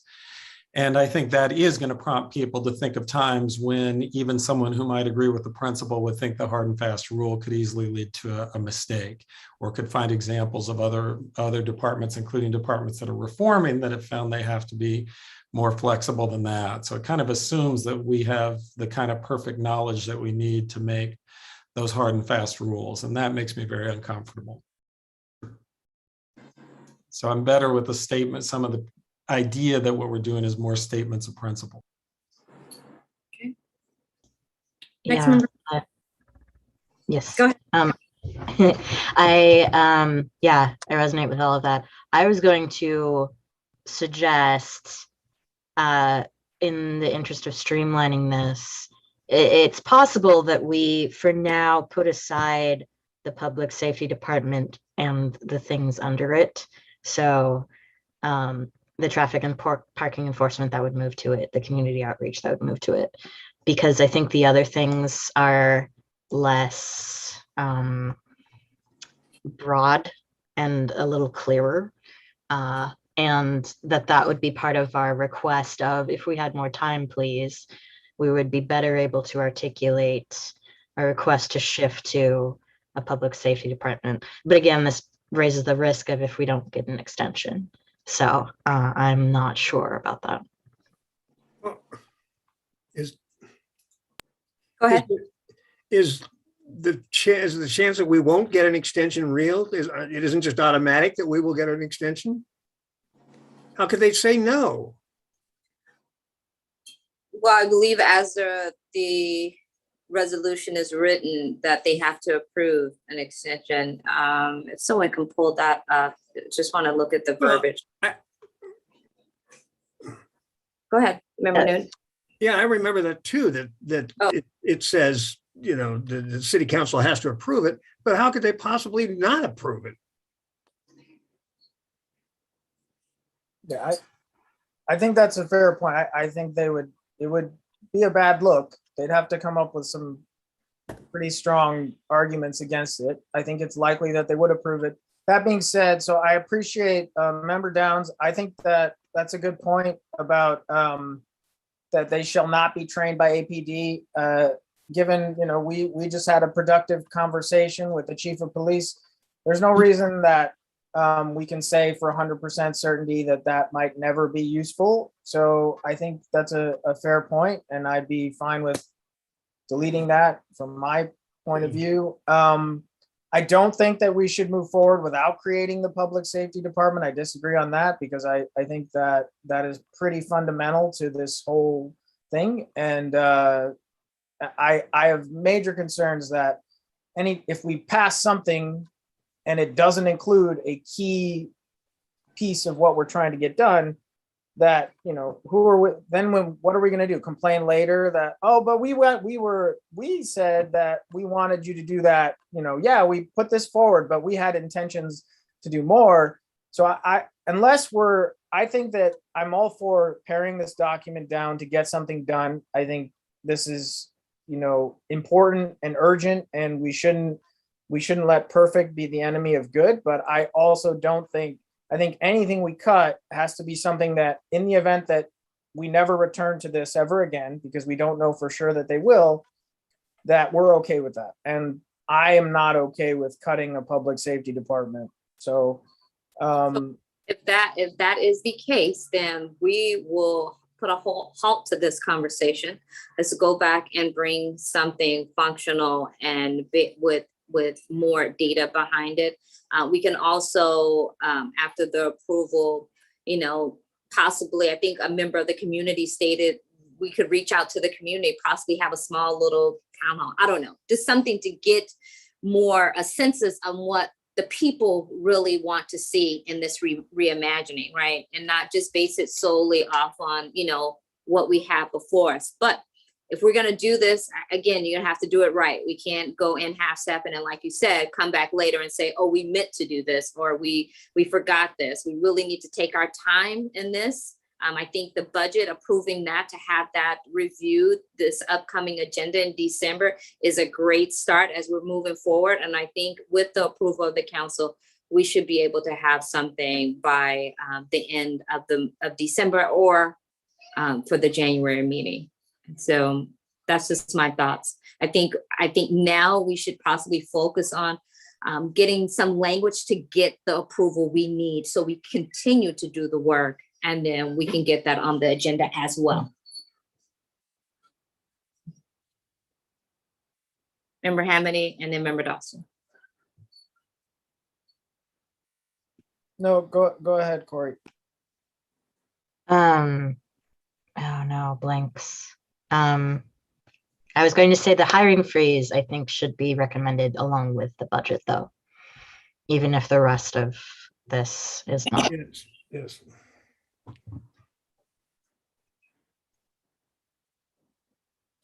Okay. Anyone else? Right, it looks like I didn't go out in the public. Looks like we have public comment. Go ahead, please. Bart Grossman again. Couple of comments. It seems to me, if you're going to ask the council to give you more time, it becomes important to not be done. And so if you try to finish everything tonight and it's imperfect, or not good as good as you can get it, the council is in a much easier position than to say, okay, you don't need more time. So I think that's important. I think the structure of the public safety department, whether or not the police should be included, that's a conversation that needs to be given some time, because there are pros and cons. I think it's an interesting approach to think of having one public safety department rather than two. And I think that would be helpful, perhaps, in intervening in police culture. And I'm concerned that there are various issues that you haven't had a chance to take up yet.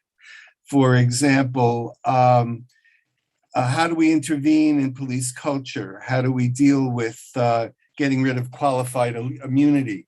And how do we deal with limiting the ability of police unions to protect bad actors? I think you need to talk about those things as well. And I think we need to look at this in some context, because there is a danger here. You have to find the right balance. If it is perceived as cutting the police too drastically, we could wind up with a boomerang situation. We've seen that before. That's what gave us the 1994 crime bill, that draconian bill, because people were scared. And when the perception is you're cutting police, and then we're in a situation where crime is perceived as increasing, you're going to get a loud demand for more police. So that's why it's important that the community be involved in this discussion, so that people don't perceive this as some radical proposal that, that's going to make them unsafe. So I think you definitely do need more time. And I think one way to make the argument is to point to the things that aren't done yet. So that's my thought. Thank you so much for your comment.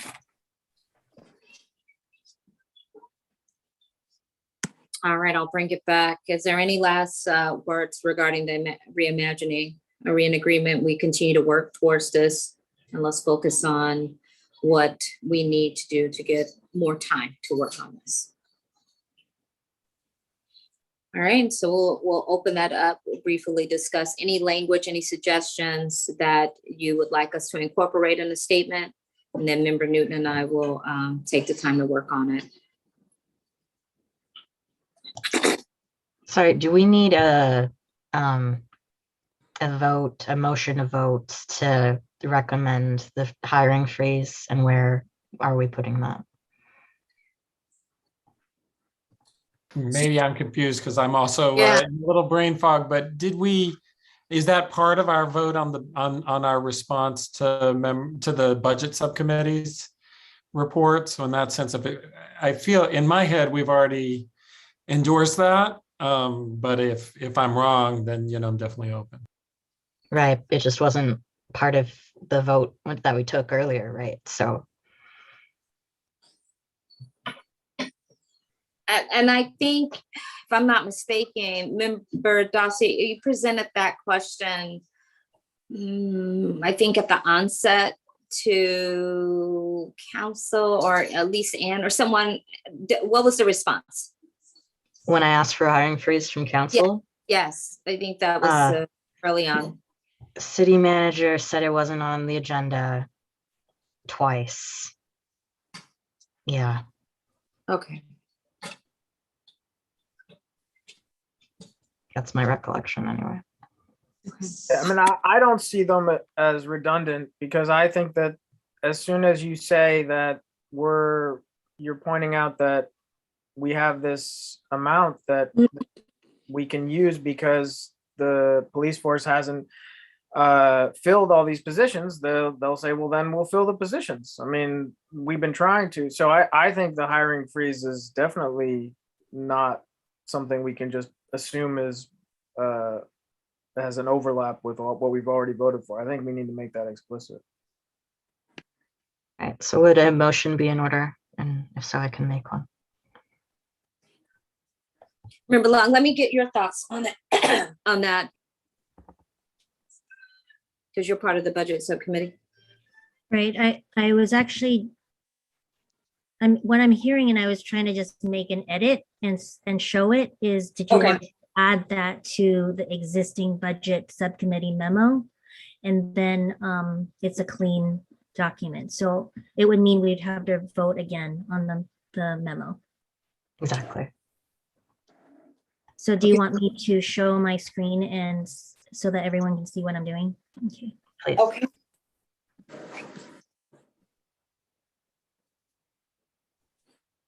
Can you see? Okay. We can. Okay.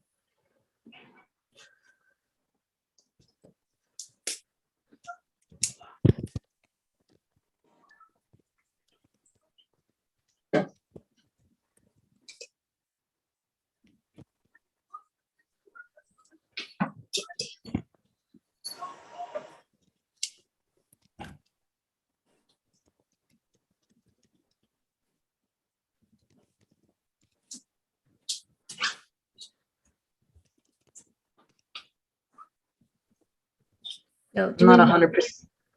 Right, I'm not 100% sure about including that language because that's more the reimagining. Right. Right. So I would maybe just have it be the hiring freeze.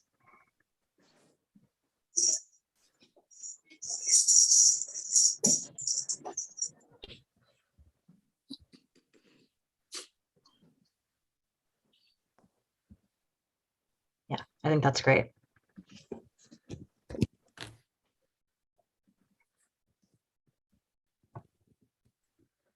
If there's any further discussion, if not, I will move this as an amendment. Go ahead. Okay, I make a motion that we amend the budget subcommittee's memo as demonstrated on the screen.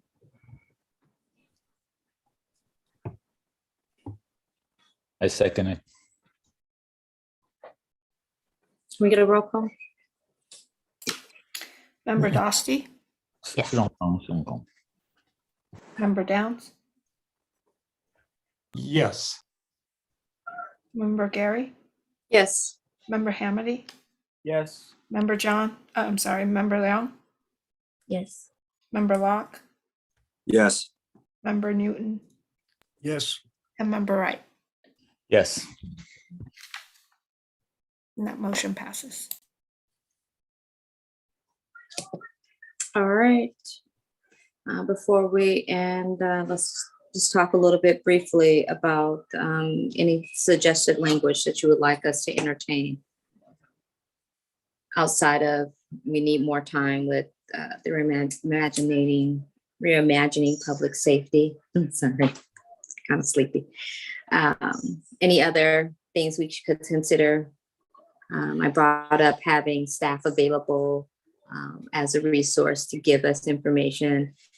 I think another good point to bring up is when we're meeting with staff or anyone on staff, that they should be able to come on, and if we're stating things that wrong, they should be able to defend themselves and bring clarity to that in public. This is a public forum, and I just don't want anyone misrepresented in their statement. So I think that's something we need to consider and ask for that as well.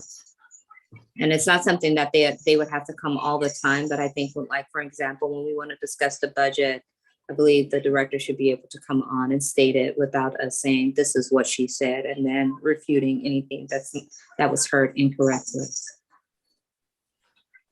Member Downs? Two things. I think this might be covered in what you said, but I think from what Member Wright and Member Leung were saying before, we were also hoping for the extension so we could get more specific details on the non-staffing part of the budget. And so, making sure that's reflected. And then something that hasn't come up, but, in this context may make sense that, to also ask that, staff begin preparing and posting even the call for applications, for the permanent commission. Which would, if we were extended 3 months, then I guess it would be seated in April. We're going to need that out pretty soon. So I think affirming that we want that process ongoing, even as we use the next couple of months to finish up our work. Because if that process starts in April, that won't be seated till August or September, right? And then we'll have a gap. I think that in our statement, we definitely make sure that it's clear, that it's reflective to what we need, to leave little room for not understanding what we're trying to convey in order to keep more time on this commission. So anyone that wants to jump in, send an email to Ann if there's language you think of after this meeting. Within the week, the goal is to get this on the next agenda in December. So please feel free to send that so we can review it and finalize it prior to then. I'm sorry, are you asking all the members to send me thoughts? I don't think I can collect that information. And if I thought earlier it was you and Member Newton that was going to work on the statement? We are going to work on the statement.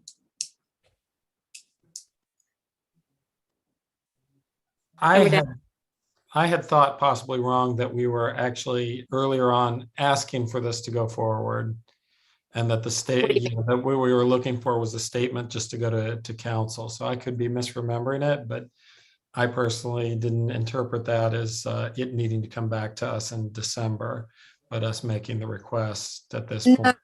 No, we're going to write the statement so it can be on the December agenda for council to review. Council, not for us. Okay, I misunderstood. What you said makes perfect sense. Thank you. Okay. Do we need to have a vote on that? Is that the direction we're going? Do it need to be reviewed? I think that's only a delay tactic. So, all right. With that said, any final remarks or questions? I'm sorry. Oh, Member Long, go ahead. I just wanted to tag on to what Member Downs was saying, and if the Community Task Force on Policing in this 3-month extension can be the advisory or the implementation body support the creation of the Police Accountability Commission, I think that makes sense. Okay.